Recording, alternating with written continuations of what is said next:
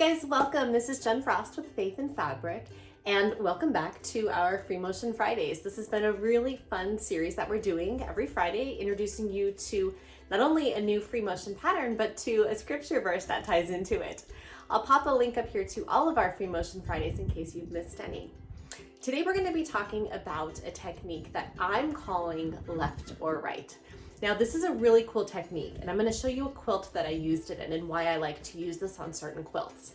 So this is my little fisherman quilt, literally my little fisherman. This was inspired by when we took a big camping trip a few years ago.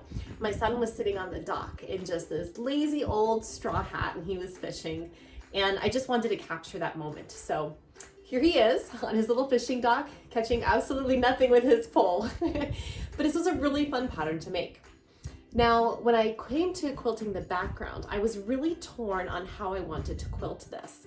And one thing that was bothering me about this quilt was that there were obviously a lot of sharp angles in the quilt itself, but there were a lot of sharp angles in the background. I'm gonna flip sides here so I can bring this a little closer and you can see a little bit more what I mean.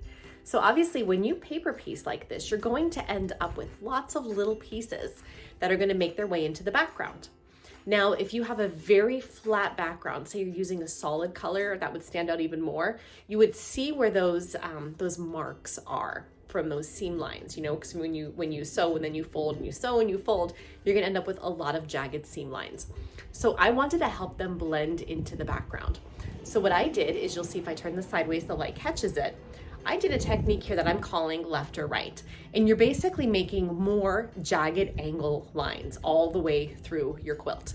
And what that does is it's gonna really help blend in those jagged seam lines that you have. And it's gonna make those seam lines, now when you see a seam line, blend right into the quilt itself. You're not even gonna see it as much.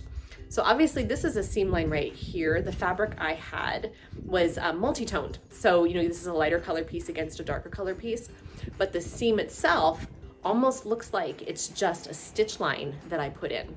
And you'll see that there's other seams that are in here that you don't even really see. Here's one. This one blends in a lot more. It's almost hard to tell that seam just from a actual stitch line. So this is a really great technique to use for filling backgrounds of quilts like these. I'll actually put a link to this pattern down below if you want to check it out more. Obviously this one was done in a very Americana feel, and it currently hangs over my little man's bed when I'm not using it for demos. But since this is Free Motion Friday, let's take a look at where we can find this in scripture. Isaiah 30:21 says, "Your ears will hear a word behind you. This is the way, walk in it, whenever you turn to the right or to the left." Now Isaiah is speaking to the people of Israel, who have been pretty obstinate up until now. Now God has been parenting them as well, and I can use that word here. You know, he's been kind of reprimanding them because they're not doing what they're supposed to.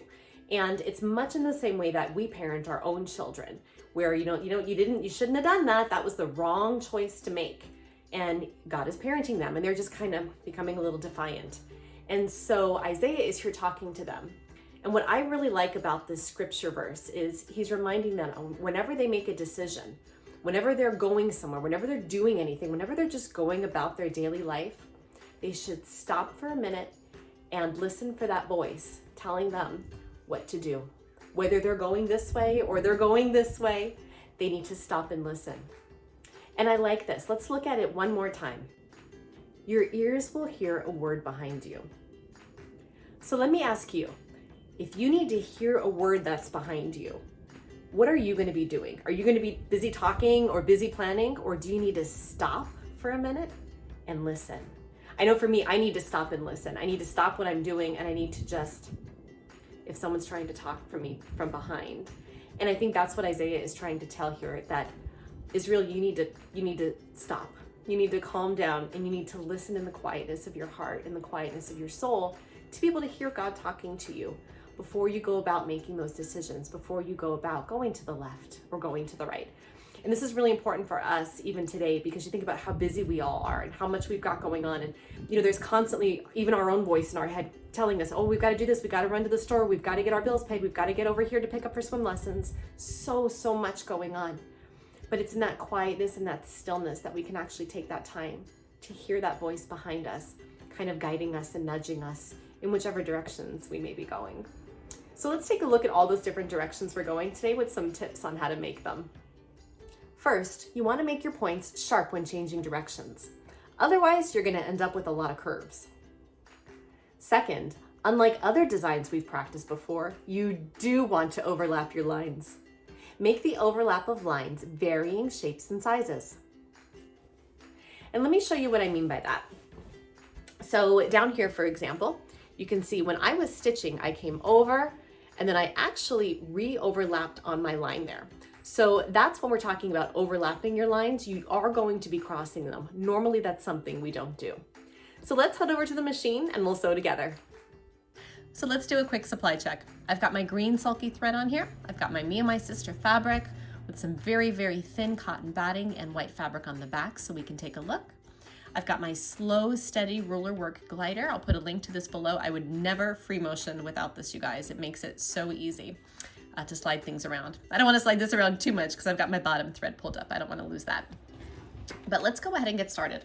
So this is actually a super easy design we're going to do today. It's basically just meandering with straight lines that are going to overlap. So you're just going to be making some left to the right designs as you go through.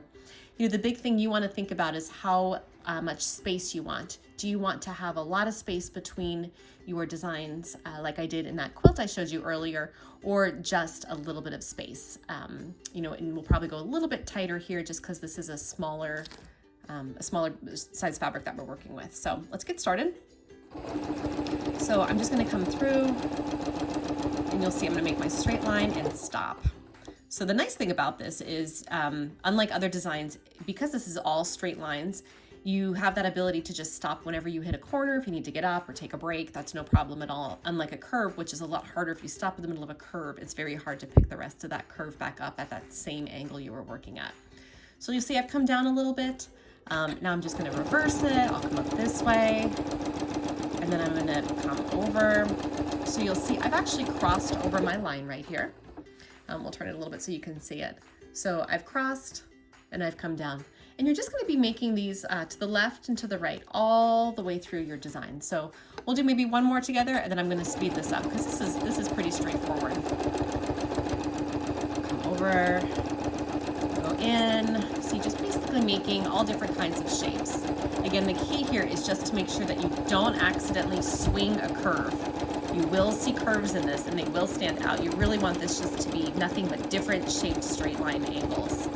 Now you can always do this with a walking foot. Obviously, if that's more comfortable for you, you can put your walking foot on and then just continue to turn your fabric as you sew on your fabric. Again, because I'm doing this as exclusively free motion, I've got my hopper foot on here because I really want to practice making those sharp straight lines with the free motion foot on. So I'm going to speed this up a little bit and we'll meet up at the end.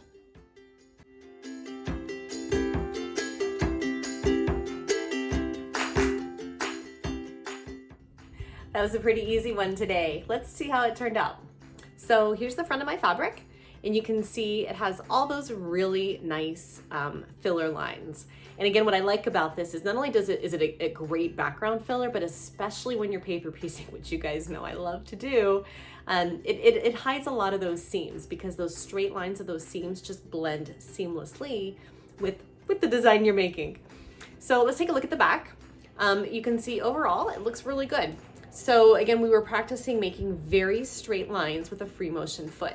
That honestly, in and of itself, is a skill. So if you didn't feel comfortable going in all different directions, you know, this is definitely something you want to practice. Now, mine are all pretty straight. I know when I was making it, there was, whoop, there it is. There's one little spot where I curved a little bit. Instead of making that perfectly straight, I did kind of loop a little bit, but you know, it's not horrific. You're not going to notice it much. You'll see I also played around with overlaps. So I made some little, most of my overlaps are triangles, but you'll see here's some bigger ones. That's kind of a funky little shape.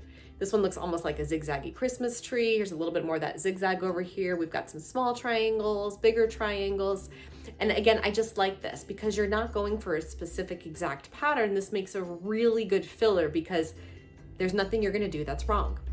You know, the only tip I'll say is in terms of things you could do wrong, besides curves, you want to make sure that you are coming to the edge. So you'll see one thing I did is I did make sure that I didn't have too much empty space coming along the edges.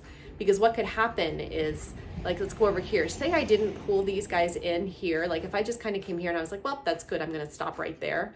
This whole section of my my fabrics would be unattached. So unless you were planning, you know, obviously we're going to be making a tutorial on how to attach all of our squares together. But if you weren't, you would end up with just, you know, spots where your quilt sandwich isn't properly connected. So just keep an eye out on that. But overall, a nice, easy design today for a very busy September. I'm assuming some of you guys are back to school, either for yourselves or with your families. So I hope school's going well for you, that you're not too busy with all these new schedules, and that you are going slowly enough and quietly enough in all your directions that you have time to listen for that voice behind you. We'll see you in the next episode of Free Motion Friday. Until then, have a wonderful week. Take care.